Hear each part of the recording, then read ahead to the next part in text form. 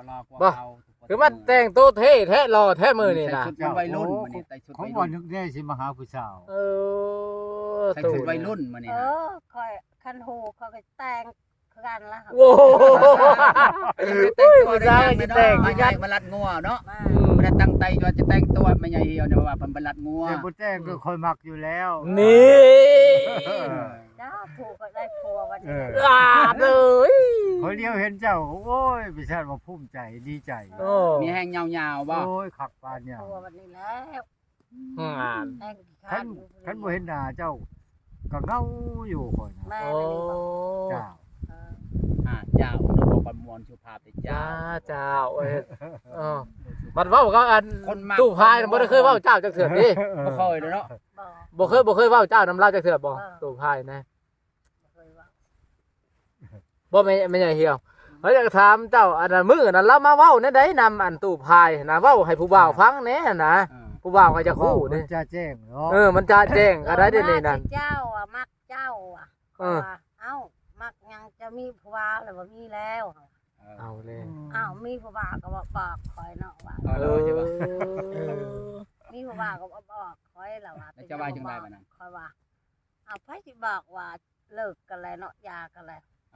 เอาเลย บ่ได้หย่าได้เพิ่นว่า เอาแล้ว หย่ากันแล้วหย่าแล้ว พังพ่อใหญ่ลาว่าว่าโคตู้พายว่าบ่ยอมหย่าได้บ่ได้หย่าได้บาดนี้ บัดนี้เขาว่าคอยบ่ได้มักเจ้านึงคอยหย่าแล้วคอยเลิกแล้วกับเจ้าคอยได้พ่อใหญ่มีแล้ว แล้วว่าเลิกก็ โอ้เจ้าบอกแบบนั้นเลย บอกวันนี้เลย เจ้า นะ กล้าบอกเหรอเจ้าบ่ยันเราหายบ่ เขาจะหย่ายัง เออ เจ้าบ่ละหายเจ้ามีผู้บ่าวเจ้าคอยไปหาเงินเจ้ามีผู้บ่าวแล้วถึงเราเจ้าบ่ย่านบ่เรา เราให้เงินเขาบอกเขาจะหย่านะ เอาแล้วออ เราก็เอาเงินให้เลยว่า เว้าเนี่ยเว้าแทงใจดำรักอหลีเนาะไอ้เนาะ บ่ได้ให้ บ่ บ่ได้ให้แต่วังหันเช้าพันเขาจะชงคืนเราก็มีเงินนะ โอ้บ่เว้าอีกแม่นบ่ โอ้โตไม่ได้เหี่ยวเจ้าบ่น่าเฮ็ดแบบนี้เลยกับตู้นี่ ไหล ตู้พายแล้วสิเสียใจจังได๋บัดนี้ทุกคนเลย มานำหาเจ้าของนะ อ๋อ ว้าแล้วเจ้าเว้าแบบนั้นใส่เล่าเลยแม่นบ่ แม่น โพดเด้ไม่ใหญ่นี่ น้ำบริจาค เพื่อตู้เพื่อตู้มีนี่เว้าให้ได้หมดเลยบ่ ว่าเอากับบอกเขาเด้อเพิ่นว่า โอ้ แต่งงานเขา ป้อ ซอยแล้วอ่ะ ตู้พายแล้วก็ ซอยเชียวค่อยแล้วอ่ะ อ่า เชียวเลยบ่ เจ้าว่าจังไดเจ้าเพิ่นว่าไง เขาว่าก็ถามเชียวเจ้าผู้แล้วเขาว่าคอยหันบ่ฮอดเจ้าดอกไปบ่ฮอด เป็นจังได เอ้าค่อยไปบ่ได้เนาะไปกับไผ อืม มาบอกกับเท่าแก่น้องคนละลูกหลานคนละบอก ย่าง เนาะ ไปนะฮะ ย่างไปใกล้ๆนี่นะนี่ ไก่หนึง รักเดียวหนึง ไปบ่เคยไปคัน ย่างไปก็ต้องมีโมได้จะนั้นเราครบตามทางได้ รถผู้ใดก็ยานี่ เราว่าอำลาละเต้ อ๋อ บ่กล้าไปนั่นเด้ โอ้ มาหารไปนั่นนะ ก็คือว่า ขี่รถก็บ่กล้าขี่บ่รถได้ กล้าหมดขี่หันไปยังบ่กล้า อืม เอาบ่ได้ไปมันบ่มีวีฮะ ช่วงเราพ่อใหญ่มีขับรถจักรมอเตอร์ไซค์ในเจ้าห้านบ่ชอนล่ะ กล้าหารแล้วก็อยากจอด อืม ยากยัง ป้าโธ่ คันเราแหงก็จอดแล้วเนาะ อ่ะ คันรา แล้วเป็นอะไรตู่พายกับเอื้อเหี่ยวนี่ แสดงว่าปฏิเสธกันหรือว่ายังฮักกันเดียวนี่ บ่ ฮะ ได้หักนั่งตัด ปฏิเสธเราเลยบ่เดียวนี่ฮะ เออ โอ้ แสดงว่าเว้าให้มันตกแตกกันเรียบร้อยแล้ว แล้วหมดแล้ว แม่น เคลียร์กันเรียบร้อยทุกอย่างแล้ว แม่น คันเรามาอีกก็แม่นบ่เอาแม่นบ่ มันบ่เอานะ โอ้ ป้าโธ่แม่นอยู่บ่ตู้นี่จะว่าเห็นหน้าผู้บ่าวผู้นี้แล้วเว้าแนวนี้ไปเห็นหน้าผู้บ่าวผู้นั้นเว้าแนวใหม่เนาะ จัง บ่ ว่า อืม คันว่าบ่โหลดยาแล้วเราไปเลินซื่อหันปากได้ดอกคันมักก็บ่ได้มัก โอ้เราไปลิ้นซื่อๆปากได้นำอยู่ แม่น บ่ย่านบ่เราขึ้นไปชูเลยบ่ บ่ให้เราชูเลยเนาะเราชูได้บ่ สมมุติเราบ่มือเด้ซั่น แล้วบ่มือ ไล่ เด้อซั่น แล้วเนาะไล่มือเลยเนาะ เฮ็ดในใดเราก็ยังมักเจ้าแบบผู้สาวเก่า ค่อยโป่งกลางบ้านบ่ดีบ่ เอาเรื่องพวงทางบ้าน บ่อยู่เฮือดน่ะ ถ้าเราจะขึ้นชูเลยไปอยู่กลางบ้าน ดินกลางบ้านพุ่นแหละ เออเอาเราก็นอนถ่าเจ้าอยู่เฮือนบาดนี่ จะบ่มา ข้าน อน เขาก็บ่มาน้องเขาก็อยู่ ไปนอนใช่จะไปนอนใช่ อ่า เขาก็อยู่เฮือนชาวแพรกเลย โอ้ เออ แต่ว่าตู้พายนี่เรามักเจ้าเดียวนี่ฮะ แล้วหมักแห้งไหน เจ้า แห้งกับยาเหล้าค่อยบ่ได้หมักเหล้า เห็นบ่ แส เรา ดงว่าเคลียร์กันปัญหากันนั่นแหละตู้มีแล้วก็สงสัยตัวนี้แล้วก็ คาจิตคาใจนอนบ่หลับกันย่ำเหตุผลตัวนี้แหละ บ่ครับบ่ได้เนาะ บ่คักบ่แน่จะอยากมาหากันเฮ็ดได้นี่ ตัว บ่ มา เป็ ถาน ม หยังบ่เป็นหยัง เออ ขังมาแน่ จะมาถามให้มันจ้าแจ้ง จะแจ้งแล้วนี่ข่อยบอกเจ้าบ่เชื่อ โอ้ ก็ไปจักแล้วเนาะ โอ้ถือว่าตัดแล้วเนาะ ตัวตัดคักตัดแน่เลยแม่นบ่อืม พระเจ้าบ่เชื่อก็บ่จักน้ำเชียวเจ้าเด้อเรื่องของเจ้าบัด อืม ก็ซักเจ้า โอ้ เจ้าตัดเราคักเลย คักแล้วเนาะจนเว้าเรียบร้อยแล้ว บ่คักตัดคักเลยไม่เจ็ดใบมาใช่ บ่จักแล้วลาวเนาะคอยหันแล้วเลยได้ ยันแต่เราบ่แล้วแมันว่า แม่นบ่แล้วก็เรื่องของลาวแล้วยังมาก็มาแล้ว เอ้าคืออันได้เห็นในคลิปกับเจ้าลาว่าลาบ่ยอมป่าลาบ่ยอมหย่าเห็นได้บัดนี่ ให้เรามาเว้ากับข่อยแล้ว โอ้ ข่อยเจ็บดี โอ้ แล้ว เราบ่ยอมหย่าบ่ แล้วบ่ได้ยอมไหนตู่ไหนตู่คายแล้วบ่ยอม ข่อ ไห ย น ตู่หาชน กล้วยตู้ แสดงมาเรา ตู่หาสน มัน เอ้า ชี้ชูชนอยู่นะ เอาเร็ว ตู้พายเปรียบมันกล้วยตู้ชูชีบ่ แม่น บ่ ชี้ ว่าตู่บ่ได้มีเขาที่สนไปทางใดว่าตู่บ่ได้มีเขาถ้าเขาเฮ็ดกระดุดอ ข่า ยู่ วก็มัน นี่ ชูชี้จักว่า โอ้ ขี้ดื้อ โอ้ ดื้อจะคอยก็ให้เรียกอะไรนะให้ไป โอ้ เทิงประคอนขวดนี้ โอ้ ประตูมีบ่ได้ว่าหยังเลยได้แต่หัวบัดนี้ฮะ บ่ตู่มี ได้แต่หัว โดนได้แต่หัวผู้สาวเว้าน้อยเนาะ เฮาบ่มักผู้ชายขี้ดื้อจัก อื ว่าม เขาบ่ได้ขี้ดื้อเลยเฮาเฮ็ดเล่าถ้าตีเลยได้ โอ้ เจ้าสิกล้าบ่ตีเราบ่ เขาสิย่านบ่เว้ย โอ้ยันว่าเว้าแต่ปากซื่อๆนี่นะ แล้วเราไปใกล้แล้วผัดอันบ่มีคนผัดโดดกอดแล้วซะโอ้ย ค่อยบ่ปานนั้นดอกบ่พอ ยังแทงแต่ปากคือเขา ยันเว้าคือซื่อๆหั่น มันเห็นเราเป็นใจอ่อนจ้ะ แล้วตอนนี้แล้วมีปัญหาคาใจนั่นอืม บ่หลายยันไปเป็นโทษไปเจ้า บ่ไม่มีอันไม่ใช่เหี่ยวเพราะยังมีนั่นเล่าคาจิตคาใจเดี๋ยวนี้เล่าว่าคาตัวนี้แล้วหยังวะ บ่ต้องคาดอก เออ ค่อยเว้าเขาเอง เราก็อยากสวงใจอะไรอยากฟังจากปาก ดักฟังจากปากผู้สาวนี่แหละ ว่าสิเว้าจังใดหั่นน่ะหรือว่าไปมักตู้พายอีกหรือบ่ว่าน่ะ กลับไปหาลีเก่าเลยบ่ แล้วก็คือจะเชียวเราก็แล้วแต่เขาก็บ่ฮู้จัก ยันคือแบบเขาเว่าดนไผเก่าบ่เป่ามันก็ลุก คัน หัน อู้นบ่จักเด้อเธอน่ะบ่เนาะ เธอที่บ่ได้หรอเธอที่บ่ได้เล่าว่าไม่ใช่โอ้ลูกเจ้าว่าเธออีกนะโอ้ยโหดลี ค่อยเร็วค่อยบ่มักก็ว่าไป โอ้ ตูมีได้แต่หัว บ่ดูมีช่วงจิตช่วงใจแล้วบ่บาดนี้นั่น ได้ช่วงอยู่บ่ ช่วงอยู่บ่ ตัดพิเศษแล้วตูพายบ่เอาแล้วสิเอาที่ ยันว่าเจ้าขัดสิ่งใดสิ่งหนึ่งแหละเจ้าต้องถามให้หมด ถอนได้มือนี่มาถอนได้นี่ แบบถอน ถอนให้มันช่วงไหน คันว่า ถามคือถามนั่นแหละเราก็ว่าบ่มักเราอ่ะ บ่ได้มักแล้ว แล้วช่วงอยู่บ่ใจเฉพาะใจเจ้าอ่อนช่วงอยู่บ่มื้อนี้ว่าเชื่ออยู่บ่ใจผู้สาวนี่หั่น จังว่า ฮะ เชื่อใจผู้สาวได้อยู่บ่ เชื่ออยู่บ่ใจผู้สาวว่ามักเจ้าผู้เดียว อยู่บ่ ก็เชื่อแน่บ่แน่หั่นแหละ เอาแล้ว ทำไมเราก็บ่เชื่อละ ทำไมมึงดูจะมักคอยจับเปอร์เซ็นต์ทำไมอีกทำไมอีกแล้วว่าให้ทำไม ผู้สาวว่าให้ถามอีกเจ้าบ่เชื่อตัวใดผู้สาวว่านั่นนี่ เจ้า นะ บ่เชื่อตัวใด เชื่อว่าผู้บ่าวเก่าแล้วแหละมาอยู่ยามทำข่าวอยู่เรื่อย เฮ็ดได้กับผู้บ่าวยังบ่จักเชื่ออยู่แม่ใหญ่เหี่ยว ยังบ่ เจ้าสิเว้าในใดให้เราเชื่อใจเจ้าบาดนี่ มัดจำมันยัง สิเว้าในใดให้เรา เราเชื่อเจ้า เชื่อแล้วก็อย่าแล้วคอยบ่ได้มักลาวเด้จ้ะคอยบอกเลยเด้ให้เขาบอกหลายเทื่อคอยบ่ได้มักลาวเนาะ เราบ่ได้มัก คอยอย่าแล้วคอยเลิกกับลาวแล้ว อืม ถ้าเรามักคอยก็แล้วแต่กับลาว โอ้ แสดงว่าเอื้อเหี่ยวเนี่ยเว้าแบบแจ้งๆและบาดนี่ เจ้า หักเดียวใจเดียว แม่น แสดงว่ามักแต่ เราอยากมาก็ ตู้ มา มีนี่ เรื่องของลาวบ่ได้ขัดบ่ได้คลองบ่ได้ห่วงใจลาว แล้วมาก็จีบได้ ปากน้ำลิ้นซื่อๆบ่ได้มัก โอ้ จีบก็จีบเว้าก็เว้าหักคอยบ่ได้มักลาว โอ้จะได้ว่าอยากมาล้มหามนำกันล้มได้มาลิ้นก็ลิ้นได้ แม่ หากแต่ว่าใจแม่ใหญ่เฮียเนี่ยบ่ได้มักเราแล้ว บ่ลาวชูชีลาวก็เรื่องของลาวคอยบ่ได้หายบ่ได้ผิด ชูชีจนเราจะขึ้นไปชูเจ้าฮะ ชูเขาก็ไล่นี่จักเลยโดด ว่าคนชูชีคอยย่านก็ได้ แล้วก็บ่จุดชี้ติจะเว้าปานนี้แหละพ่อใหญ่แล้วก็มีเหตุผลของเราพ่อใหญ่พายก็ ผู้สาวผู้ใดก็เขาบ่มักโดยจักแล้วเขามักในนั้น ดึงแข้งดึงขาเขาจับนั่นจับนี่เฮาเลยบ่มักเฮาบ่มักคนชูชีจับมันจับนี่บ่มัก เอา สาย แม่ จะหน่อยโมโหตัวโชว์ไปจักหยัง อืม ไผโมโหเจ้าฮะ เออ เป็นอะไรตีหรือบ่ ตีเขาดึงแค่นั้นนี่ได้หอย อืมดึงแขนลากเขาโลดปาโถโหดอันนี้ดึงแขนลากไปเลย จะ บ ดึ อง กโลดเสียวเจ้าจะยกบอกก็บอกจะเย็นจะเฮ็ด ให้บอกไว้ใดให้บอกไปใดเอา บอกอย่าโลดพี่ชาวยากับเจ้าเลยสิเอ้ยพี่ชาวบ่มักนึง อ่า ผู้ชาวมักคอยให้บอกสิว่า พี่ชาวมักคอยแล้วสิ โอ้ย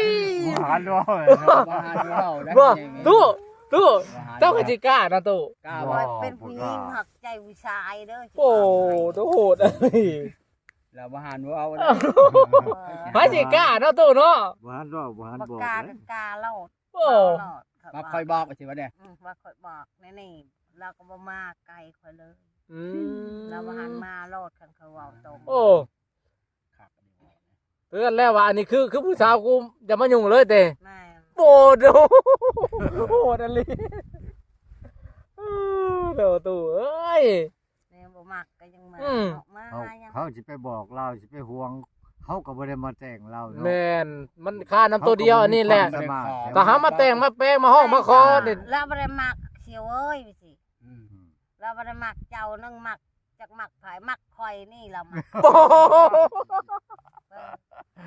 โอ้ยเป็นใหญ่เดียวเอ้ยเจ้าคือว่าว้าวถึกใจตู้มีแท้ เจ้าเจ้า ถูกใจฉันว่าฮ่าๆๆๆเนาะ บ่ตู้มีแป้งกามาหาบ่ได้ยากเลยแม่นบ่บัดนี้ถึกใจแหละ มาชนะได้แท้ ได้ เอามาเรา ได้ มาแท้ๆได้แท้ๆ เขาถึกใจก็โชคคืนพี่เจ้า คอยว่าอันมางวดหน้านี่สงสัยสิได้เสือดำมาลิเลยคอยเบิ่งคักแล้วเว้านั่นนี่ได้ ได้เลยชื่อมาไว้ในเรือน ฮะ ซื้อเลยบ่เดี๋ยวนี้ฮะ เสียก็ ว้า เชื่อมาไว้ เชื่อแบบใด ฮะ เชื่อมีหมกติ้งบ่ อะไร เสือดำมัน มีแล้วน้ำหมักติ่งเนาะลูกติ่ง มักติงเขาเงียบบ่แม่นมักติงนั่น ติ่ง น่ะ หยิบว่า จะเอาแพรแล้วเห็นมักติงฮะ อันอยู่บ่แก้วหันหมกติ้งหลุดเลยแล้วหมกติ้งแบบนั้น แล้ว นะ ก็ คือ บ่ เชื่อ แก้วเดี๋ยวตลาดบ่อแก้วเดี๋ยวนี้มันแบบบ่อยากมีเลยเดี๋ยวนี้ฮะ บ้าก็บ่มากก็ตัดใหม่ที่ตัดออกชื่อ มาตัดตั้งแล้วก็ชื่อเลยเนาะ ชื่อ ไปอยากตัด แล้ว อืม คันผู้บ่าวชื่อให้ในแบบไหนก็นงรถนา บ่ต้องถึกใจตู้ต้องถึกใจแน่ ถึกใจที่ว่าผู้บ่าวชื่อให้ของผู้บ่าวฮะ คัน อัน คัน นี้แหละตัวผู้บ่าวบ่อยากถือมาน่ะผู้บ่าวยังคัดใจตู้อันนี้แหละตู้พายนี่กับเจ้านี่มาหากันนี่ผู้บ่าวจังว่า บ่ต้องขัดบ่ให้ขัด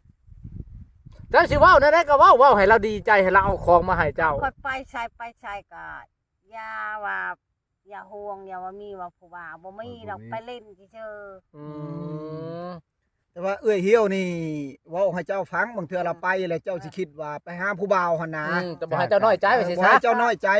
ต้องมีหมกชวนไปครับไปมีเวียกมีงานน่ะนะ เราว่าคันบ่ลำเรื่องเราเสียอาหารก็ได้เราว่า เอ หั่นน่ะ อได้บ่มีปัญหา ฮับได้แม่นบ่ ค่อยบ่มีปัญหาเดี๋ยวค่อยคนบอกมักม่วนค่อยนะ แต่ว่าเข้าใจ แต่ว่าเข้าใจอยู่แม่นบ่ คะแนนว่าจะให้ผู้บ่าวกอดให้เราเห็น บ่เคยกอดดอก คันลูกก่อนเดี๋ยววันอื่นก็ได้น้องๆเฮา คันบ่เห็นบ่ บ่เคยกอดจากเด้อหมอเลยก็บ่จักแฟนบ่ได้กลัวเนาะเจ้าแฟนก็คือกัดแล้วกันหมอเลยเนาะ เมาก็เต็มที่เลยเนาะตู่ผู้บ่าวไปกอดแล้วก็ห้อย ว่าไปบนนี่ไป บ่ บ ได้ น เด้ ใช่ไม่ไปกับชาวแพงหรือเปล่าจ้า บ่เคยไปใส่นะ ไปใช่ก็มีแต่ชาวแพงขี่รถกับชาวแพง ขี่รถนํกันเนาะ อ๋อ ชาวแพงและชาวมอไผสอนนั่นแหละ ชอบนํกันจะค่อยขี่รถจังเทื่อก็จะค่อยขี่รถใหญ่นะ อ๋อ จ้างรถใหญ่เมาไปเลยนะ มันดีไปแบบนั้นแบบว่ามันปลอดภัยเฮา คันไปกับผู้บ่าวคนอื่นปัดก็จะบ่เชื่อพ่อแม่บ่ให้ไปเนาะพี่น้องบ่ให้ไปนํ เพราะว่าไปรถใหญ่แบบปลอดภัยอย่างหนึ จะ ง ว่าไปปีนั้นไม่สิเว้าได้ อืม ไปบุญศิวไลนั่นแหละเพราะว่าเมืองโทมหันชวนเมื่อ บอกว่าเมืองภูมิ ชวนเมื่อแล้วก็จะว่า บ้านตะกอยก็ชวนเมื่อไปวิชาเมื่อค่ะว่าจะคอยสิเมื่อชง แต่เมื่อชงแล้วฮอดหนทางแหละก็เจ้าแปดมีคนมาลัดใหม่อีกจะคอยยานแต่ขนาดนั้น มารับชมเจ้า มันรัดเห็นอะไร ลัดพระจักเนาะเขาอยากตีกันเขาประจักเขาก็ประจักเนาะเขาอยากญาติกันก็ประจักตอนนั้นฮะแล้วก็เจ้าคอยก็ลบคืนพ่อแม่เอ้ยน้องเจ้าคอยหายเห็นกับเจ้าลัดหน้าลัดตาเลยจะเข้าเจ็ดในใดประจักเนาะแล้วเจ้าคอยก็ยานเลย ตัวบ่กล้าไปนังนี่ เออ บ่ปล่อยไปนังเขาก็บ่ปล่อยไปนังนะ อ๋อ ไปบุญไปชินก็ไปนังคนเฒ่าบัดนี้พ่อแม่บ่ไปเอ้ยน้องบ่ไปก็ไปบ่ได้ อ๋อ คักแล้วว่าพ่อใหญ่บัดนี้ จังห พ่ วะ อใหญ่เว้าคักปลาเหี่ยวเว้าคักแล้วบัดนี้เนาะ เจ้า เป็นแต่ช่วงแล้วบัดนี้เนาะ ช่วงวัด เจ้า แล้วบัด โอ้ นี้เนาะ เชื่อโลด แสดงว่าผู้สาวนี่ฮักเจ้าบ่เดี๋ยวนี้บ่ เจ้า เรา แม่ บ่ แล้ว มักเนาะ ฉันแล้วเราเอา เออ แล้วก็มัก อืม แล้วก็ว่ามักคอยก็ว่ามักคือกัน ให้มันให้มันชมความเราเว้าเนาะ เจ้า ชมหมดทุกอย่าง เออ เอาในนี่ไปในนี่บ่ได้ไปใช้อีก หักเดียวใจเดียวบ่ เอ้ยน้องบ่ให้ไปกลางค่ำกลางคืนเขาบ่ให้ไป บ่หักเดียวใจเดียวว่าจ้ะ แม่น จะว่าหักเดียวใจเดียวเป็นไรใจ บ่มีไผหรอกป้าน้อมจะมาเว้าบ่มีเนาะ อืม บ่มีได้มื้อนั้นยังผู้บ่าวเก่าลอยมาหาอยู่ เออมาหากับมาหาชื่ออะไรน้องมาลินมาโมน เดี๋ยวเรามาปรับความเข้าใจกันนั่นล่ะเนาะอันนี้ล่ะตู้มีรถอดบ่ได้บาทนี่ เจ้า เราก็ใจ อดบ่ได้หรอกว่า ค่อยสั่งค่อย ไปนะว่าพอเนยว่าภาคอันพ่อใหญ่ไปแน่ว่าอยากไปถามข่าวผู้เช้านี่แล้วอ่ะ เออ กันมีวีดมีงานกับกดเจ็บกดโชว์ก็ได้ไปนอนจะคอยหันสะแพงจนไปไหน อืม ไป จนมื้อนี้เราจนลืมหมดของภาคของตอนนะไปมื้อนี้นะแบบว่าคันสิไป จัก ของ กี่อันนั้นนะอันเสื้อก็จักสิถือมากอะจักสิถือแม่แบบได้ยันเพิ่นมีสู้มีแฟนแล้วบัดจักสิถือมาให้ไผอ่ะนะเออ แล้วบ่กล้าถือมา เอามาก็จักเพิ่นสิเอาจักเพิ่นบ่เอา เอาแล้วมาเนาะ ร่างเทื่อเพิ่นมีอัน ผู้ใหม่ ผู้ใบแล้วครับ บ่มีเนาะ ก็เพิ่นบ่เอาก็เพิ่นอยากอายแล้วเฮา แม่นเลย บ่มีไผ คือ ก็ ไป บ่มีแล้วบ่มีแล้ว ปันจะเว้าแน่นี่ก็หม้อใกล้สิได้นุ่งแล้วละ เชื่อนี่ มาหา หม้อแล้วหม้อแล้ว หาหน้า ได้ทั้งเสื้อได้ทั้งแป้งกามา เออ ขี่ไปโลดมันนี่ แป้งกามาเจ้าก็สิได้เออ ก็คันมีผู้ไปสิโนใครเนาะ แล้วจะถามแถมฮอดอันยังก็ รักษามก็มี ถามเบิ่งแถวบ้านเจ้าบ่มีบ่ เออ แต่ถ้าแถวห้านเวียด บ่มี ห้าน หรอก หยังบ่มีบ่กามานี่นะ มันบ่มีดอกบ้านเนาะอันบ้านไกลแต่เมืองเนาะ ตามบ้านนอกบ่จักมีหรอกคันบ่แม่นสิโน เขาบ่ขายหรอก กับรักษา อย่าไปเว่าบ้านนอกแล้วก็เจ้าให้ได้ แป้งกามามันเป็นเหลี่ยมบ่กระปังมัน ไอ้นักกาก ลมและเหลี่ยม สีทองอันนี้อันเสียสีทองอันนี้ควงมา เป็นป้องเล็กบ่ กระปังมันเหล็กหรือว่ากามา เนาะเขาบ่เคยใช้ ได้เล็ก เนาะ ได้ปอก ถามขับ เป็น ได้ แป้ง เนาะ รุ่นเก่าได้ ปองยาง สี่เหลี่ยม เป็นสี่เหลี่ยมบ่ แป้งกามาในสี่เหลี่ยม อืม สี่เหลี่ยม มันจะคือกับอันแป้งเย็นกางูนี่บ่ จะมากบ่แป้งมันนะติดใจหอม มากตัว คันจะชื่อให้แล้วเอาหรือบ่ เอาอะไรเนาะ เดี๋ยวบ่ได้ชื่อให้แล้วบ่เอาจ้ะ เคยบอกเอาชื่อมาแล้ว อืม มืดก็มืดเขาเลย บ่แม่โต 4 โมง สิเว้าได้อันให้ตู้ให้เพิ่นเอาเชือกมาให้จักเพิ่นบ่เทื่อหน้าในจักเพิ่นคิดไปอันอุกอ่างโอ้ยเพราะว่าได้เห็นคลิปอีกว่าผู้บ่าวมาหาจังซั่นจังซี่ยันว่าเห็นคลิปอีกหันนะ